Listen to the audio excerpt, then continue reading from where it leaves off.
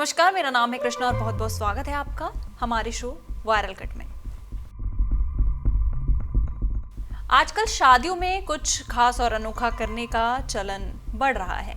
एक ऐसा ही दिलचस्प मामला सामने आया है सहारनपुर जिले के रामपुर मनिहारन से, जहां दूल्हे विवेक कुमार ने अपनी ही शादी के दौरान एक नई मिसाल कायम की। विवेक ने अपनी ही शादी में पंडित बनकर वैदिक मंत्रों का उच्चारण किया, जिससे न सिर्फ उनकी शादी बल्कि ये अनोखी घटना भी चर्चा का विषय बन गई। विवेक कुमार का परिवार आर्य समाज से जुड़ा हुआ है और उनका खुद का भी धार्मिक अनुष्ठानों में गहरा विश्वास है। उन्होंने बताया कि वो बचपन से ही आर्य समाज के धार्मिक आयोजनों में भाग लेते आए हैं, जहां उन्होंने वैदिक मंत्रों की शिक्षा ली। 12वीं की कक्षा के बाद आचार्य वीरेंद्र शास्त्री से उन्होंने अपनी वैदिक शिक्षा जारी रखी।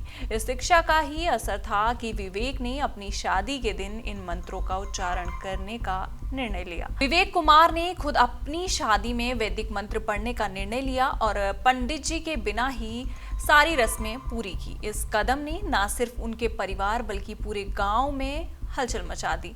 शादी के दौरान दुल्हन और सभी मेहमान हैरान रह गए जब विवेक ने खुद पंडित की भूमिका निभाई। विवेक का मानना है कि भारतीय संस्कृति और परंपराओं से जुड़ा रहना बेहद जरूरी है। उन्होंने कहा कि हम नई नई चीजें सीखते जा रहे हैं, लेकिन अपनी पुरानी परंपराओं को भूलना नहीं चाहिए। इसी सोच को उन्होंने अपनी शादी के दिन अपने कार्यों के माध्यम से सिद्ध किया। उन्होंने शादी में भाग ले रहे लोगों को ये एहसास कराया कि किसी भी धार्मिक अनुष्ठान में पारंपरिक शिक्षा और संस्कारों का महत्व बना रहना चाहिए। विवेक की शादी का वीडियो सोशल मीडिया पर तेजी से वायरल हो गया है। लोग इस अनोखे कदम की काफी सराहना कर रहे हैं और इसके बारे में चर्चा भी कर रहे हैं। इस वीडियो में विवेक को पूरी श्रद्धा और आत्मविश्वास के साथ वैदिक मंत्रों का उच्चारण करते हुए देखा जा सकता है। इस घटना ने ये सिद्ध कर दिया है कि हमारी संस्कृति धरोहर को हमें नए और आधुनिक समय में भी सम्मान देना चाहिए। प्रयागराज में 144 साल बाद लगे महाकुंभ में आए कई साधु संत सोशल मीडिया पर चर्चा का विषय बने हुए हैं।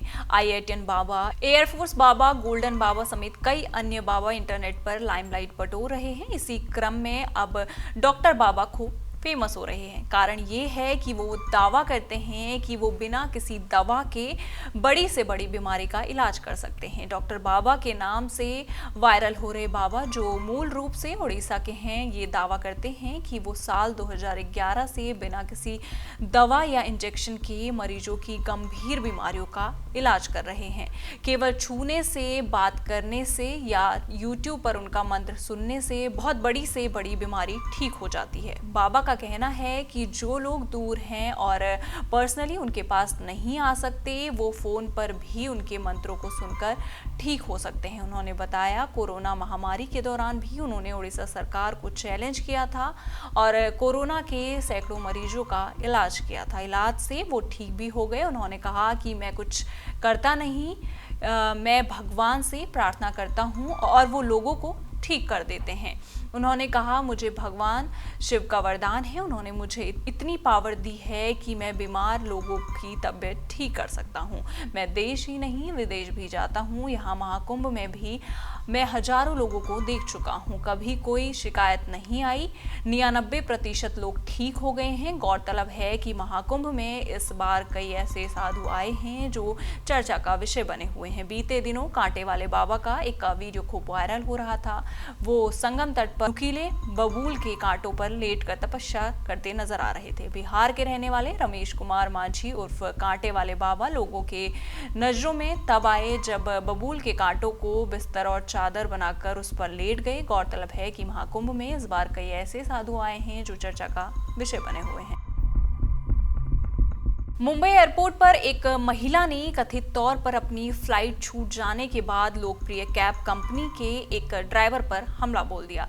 इस घटना का एक वीडियो इंटरनेट पर जमकर वायरल हो रहा है। क्लिप में महिला को ड्राइवर को लात मारते और पीटते हुए दिखाया गया। खुलेआम मारपीट के वीडियो को कई यूजर्स ने माइक्रो व्लॉगिंग साइट X पर शेयर किया, जिसमें दावा किया गया कि महिला की फ्लाइट छूट गई थी और इसका गुस्सा उसने कैब ड्राइवर पर निकाला। क्या बात है ये कोई नहीं जानता। वीडियो को शेयर करने वाले पोस्ट में से एक में लिखा है, ये अधिकार प्राप्त और सशक्त महिला अपनी फ्लाइट पकड़ने के लिए समय पर घर से नहीं निकली और फ्लाइट छूट गई। अपनी गलती स्वीकार करने के बजाय उसने इस कैब ड्राइवर पर अपना गुस्सा निकाला। कैब ड्राइवरों की जान हमेशा महिला यात्रियों की दया पर निर्भर रहती है। वीडियो के वायरल होने के बाद मुंबई ट्रैफिक पुलिस ने भी इस मुद्दे को एक्स पर संबोधित किया और लोगों से ऐसे मामलों की रिपोर्ट निकटतम पुलिस स्टेशन में करने का रिक्वेस्ट किया। आपसे अनुरोध है कि मामले की रिपोर्ट निकटतम पुलिस स्टेशन में करें जहां ये घटना हुई है।